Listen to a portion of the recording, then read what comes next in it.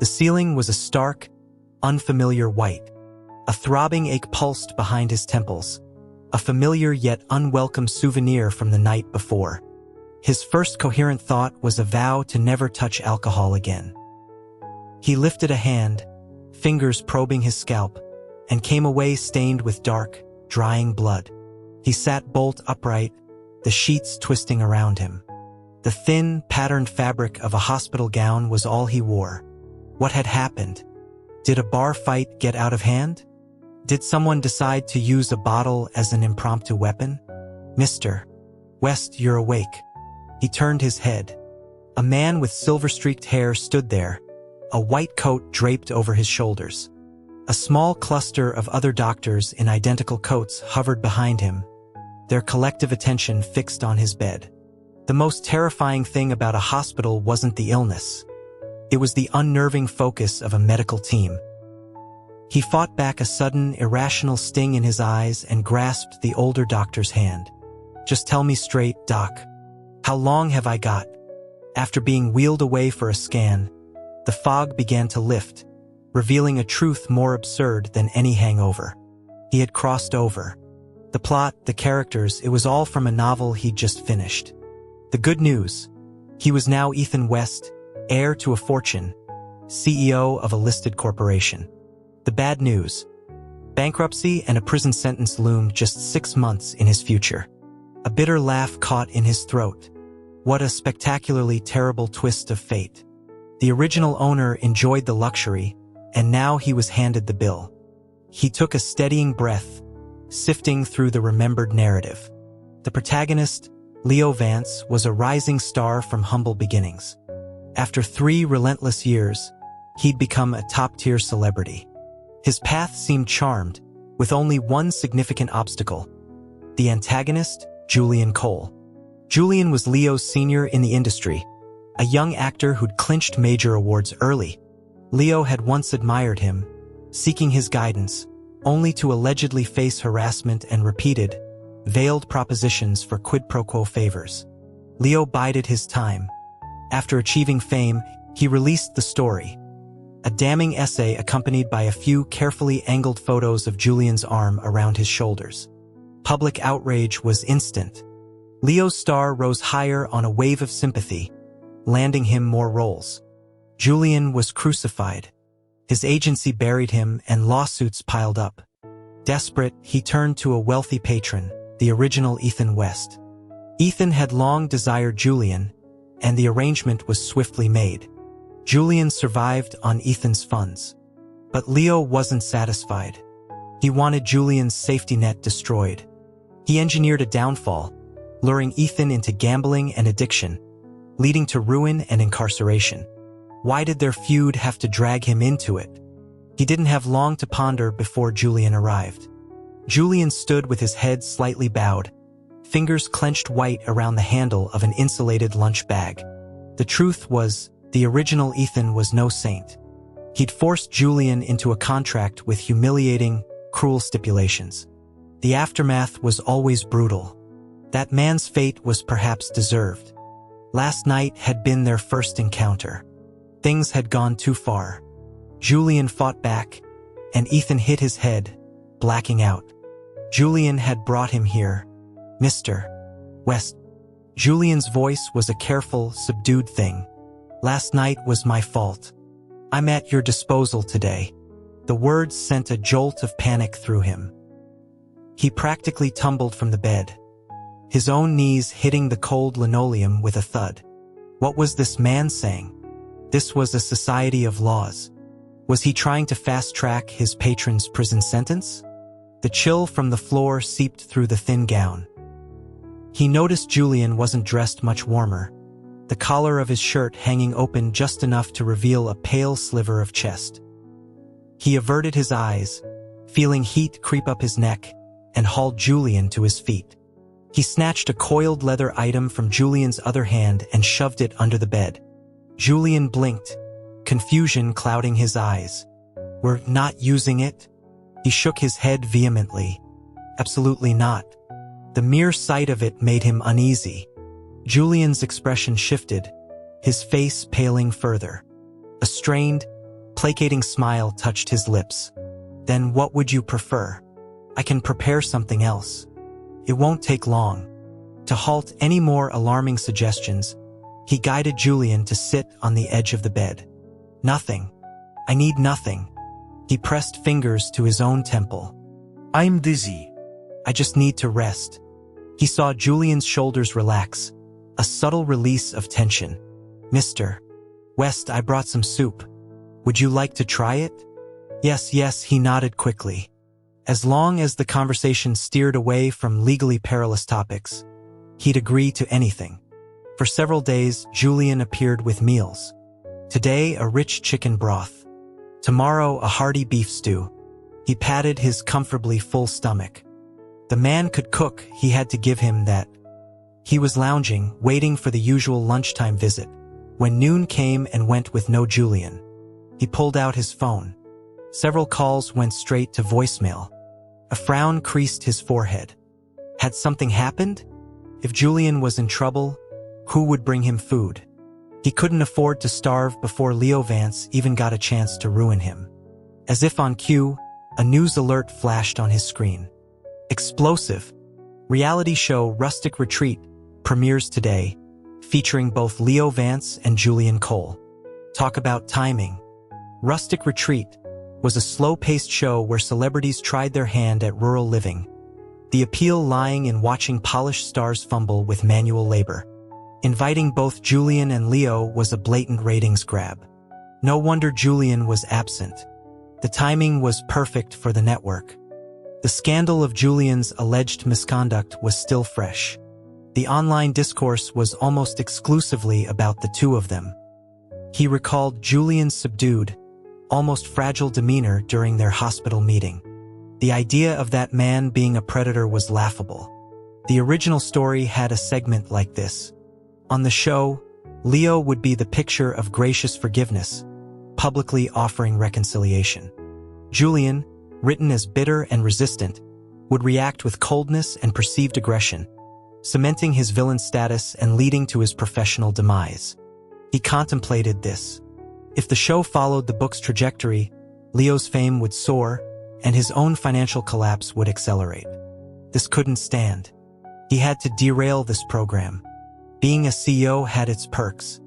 A few calls were made, and the producers eagerly extended an invitation for him to join as a special guest. Arriving at the rustic filming location, he found the cast already at work. A group of actors, men and women, were clustered in a vegetable patch, their movements awkward and unpracticed. The audience loved this sort of charming incompetence. He scanned the area but didn't see Julian. He approached the director. "Where's Julian?" The director's enthusiastic smile faltered. He pointed toward a distant field. Over there. Julian was isolated, far from the others, methodically harvesting ears of corn from tall stalks. The scene was one of profound loneliness. When you were down, everyone kept their distance. He strode over. He didn't know the others anyway. Leo wanted Julian to suffer. He wanted Leo to fail. An enemy of his enemy was a potential ally. He needed to get close to form a plan. The moment Julian saw him, his entire body went rigid. His face lost all color. He hesitated, then lightly grasped Ethan's sleeve, his voice a low, strained whisper. Can it not be here? Wait until tonight, please." Ethan stared, utterly baffled. Wait for what? He reached out and tapped Julian's forehead, leaving a faint pink mark. What on earth was going through his mind? In broad daylight? In a cornfield? On camera? He had severely miscalculated. He'd assumed the show was mostly performative. An hour in, under a relentless sun, with no sign of a break, he was exhausted. Julian had rolled up his sleeves and pant legs. A fine sheen of sweat glistened on his forehead. The sharp edges of the corn leaves had left a lattice of fine red lines on his exposed skin, which he seemed to ignore, his movements efficient and focused. Ethan felt a sympathetic pang, as if each ear of corn were his own head being twisted off. He finally stopped him, breathing heavily. "Aren't you tired? Should we take a break?" Julian shook his head. I'm fine, Mr. West. He glanced at Ethan's disheveled state. You should rest if you need to. I can manage. The task was assigned to them as a pair. If he stopped, Julian would have to do double the work. Failure meant no dinner. He cursed the producers silently. What had possessed him to volunteer for this misery? But he was here now. Gritting his teeth, he went back to work. By the time the sun began its descent, he was lightheaded. Only then did the director call a halt. His legs were weak. He leaned heavily on Julian, who practically dragged him back to the rustic cabin that served as their lodging. Julian, meanwhile, seemed unfazed. Ethan made a mental note to start exercising. This disparity in stamina was embarrassing. The cabin was clean but simple. All he wanted was food and sleep. The director approached apologetically. We didn't anticipate you joining us, Mr. West. We're short a room. Perhaps a game to decide roommates. He was too exhausted for games. He reached out, pulling Julian closer. We'll share. Don't trouble yourself. During the day, with cameras everywhere, they couldn't strategize. They needed the privacy of a shared room, conversations hidden under the cover of night. The director looked to Julian for confirmation. Julian nodded, his agreement swift. Of course. Ethan felt a flicker of satisfaction. They were on the same wavelength. Tonight, they would devise a plan.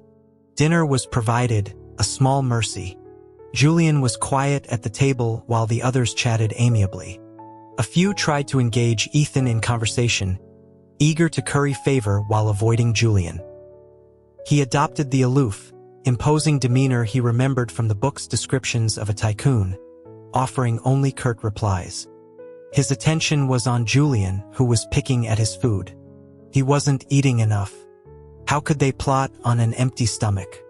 He ladled some stew into a bowl and pushed it toward him. Eat.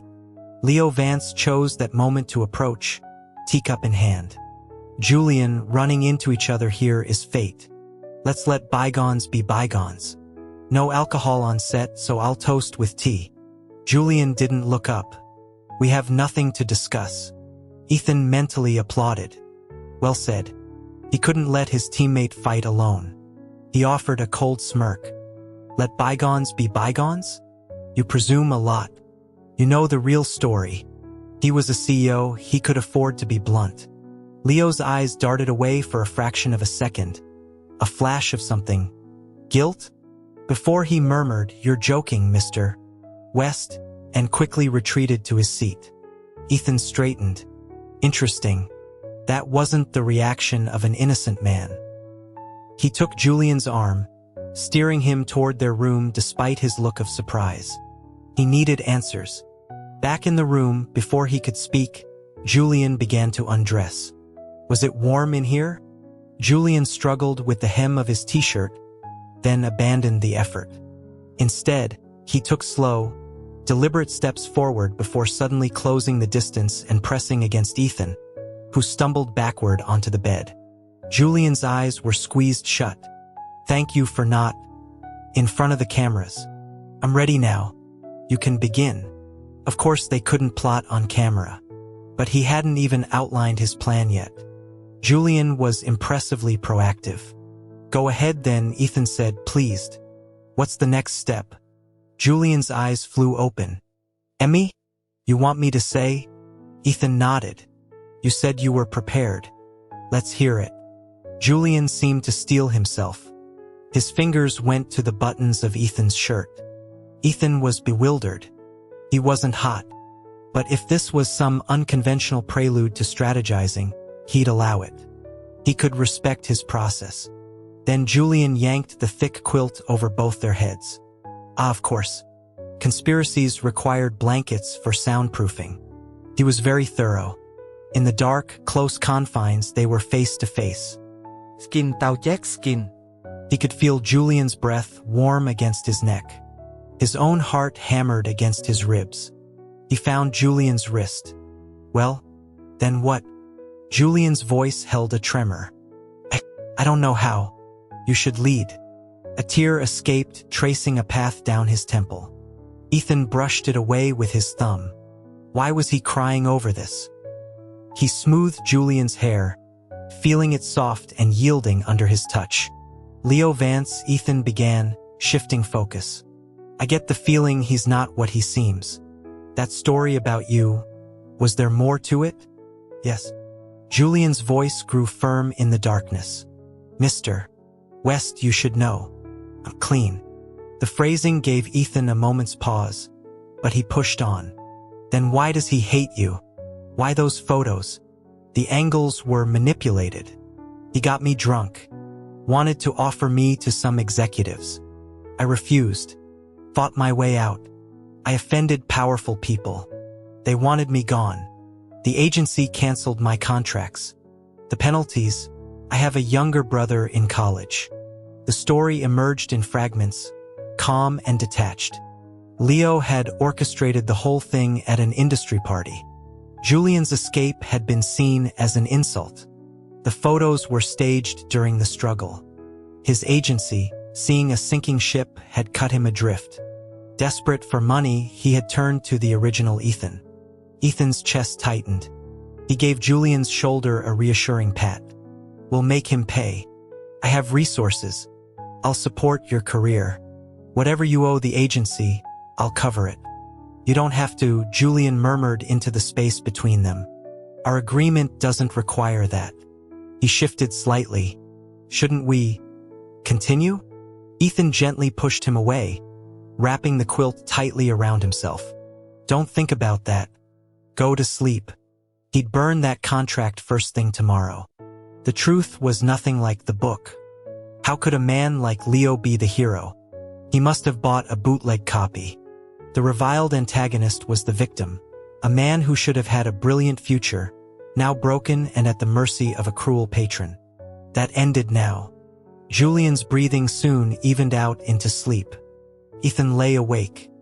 Objectively, Julian was exactly his type. The memory of his warmth lingered.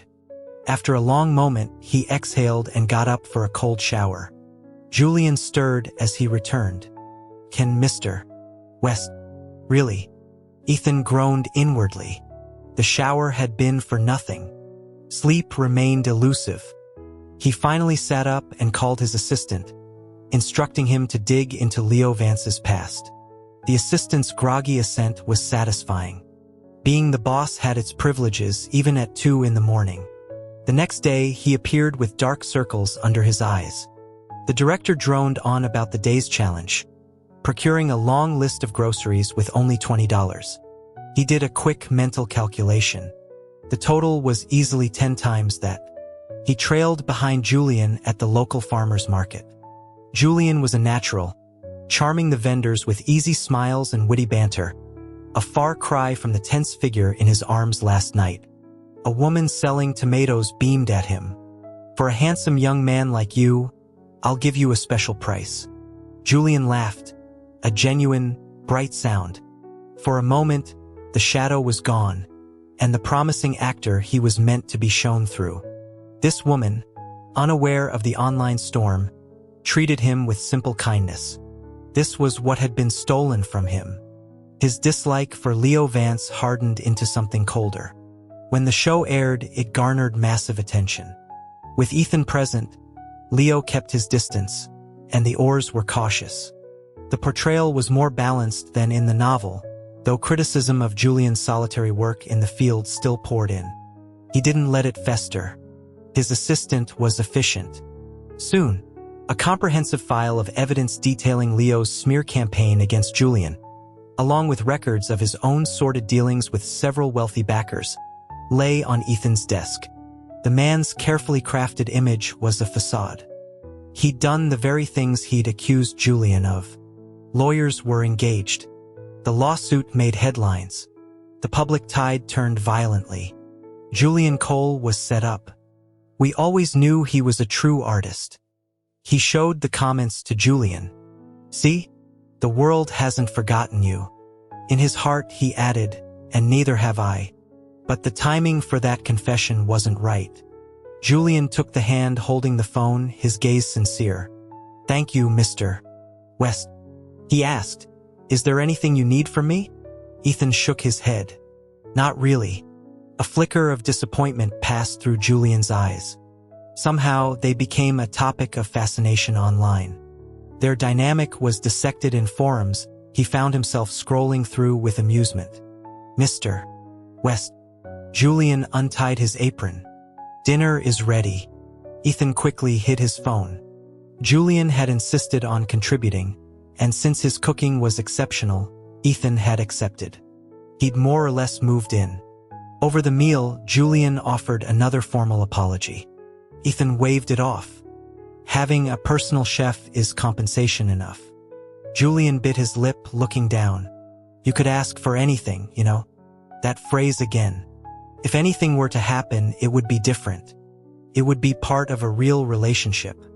He didn't expect Leo to make another move. The man somehow got his number and requested a meeting. Ethan agreed, seeing a chance for a final confrontation. Julian seemed troubled when he heard. Do you not want me anymore? The question was startlingly direct. Before Ethan could formulate a response, Julian carefully wrapped a scarf around his neck. It's cold out. Be careful. Leo was all polished courtesy, offering a drink. Ethan accepted. The warmth of the alcohol spread quickly, too quickly. A wave of unnatural heat followed. Leo moved closer, his voice slick. Mr. West, I can do anything Julian can. Consider me. Disgust cut through the fog. He managed to dial Julian. Come get me. Almost impossibly fast, the door opened, and Julian was there. How had he arrived so quickly? The thought was lost in a haze. He was guided to a car, then to a bed. Morning light revealed Julian asleep beside him, his body warm. Memories of the night flooded back. His careful plan for a gradual courtship had been destroyed by Leo's treachery. Now, Julian might think it was only physical, which he admitted to himself was part of it, but not all. Julian's eyes fluttered open. Are you okay? Ethan asked, guilt sour in his mouth. I'm fine, Mr. West. Ethan's hand found Julian's waist. He winced. Fine, ou? Julian wrapped his arms around Ethan's neck. Please don't like Leo. Okay. When had he ever liked Leo? Only you, he said, the words feeling both rushed and utterly necessary. There could never be anyone else. The legal conclusion arrived swiftly. Leo Vance was convicted. Julian's name was cleared. The public's fury, once directed at Julian, now consumed Leo. The weaponized sympathy of the masses had turned against its creator. One evening, Ethan dug up some of Julian's old films. He watched a fearless warrior, a conflicted king. The talent was breathtaking, alive on the screen. He noticed Julian would grow still whenever these movies played. A distant look in his eyes he'd quickly mask with a smile if he felt watched. Ethan pulled him close, pressing a kiss to his hair. If you miss acting, go back. Your audience is waiting. He'd already settled the contractual debts. Julian was free. Julian nestled closer. You're too good to me. I expect to be kept in luxury by your future paychecks. Ethan teased. Okay, Julian said softly. Every penny. He returned to the sets and the lights. His absences stretched for weeks.